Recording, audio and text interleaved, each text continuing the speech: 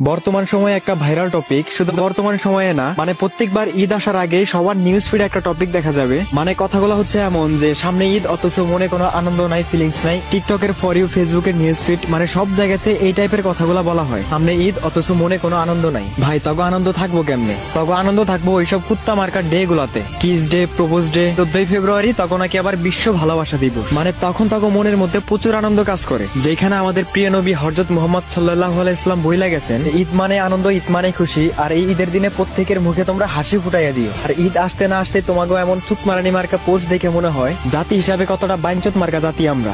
হালাল কোনো কাজে আমাদের মনে কোনো আনন্দ থাকে না, আর হারাম কাজগুলোতে আনন্দের কোনো অভাব হয় না। ফেসবুকে, টিকটকে এইসব বস্তি মার্কা পোস্ট বাদ দিয়া অন্তত ঈদের দিনটাতে সবাই পরিবার প্রিয়জনদের সাথে হাসি খুশি ভাবে সময়টা কাটায় দিও। ভালো থাকে সবাই, আল্লাহ হাফেজ। ভুল কিছু বললে ক্ষমার দৃষ্টিতে দেখো।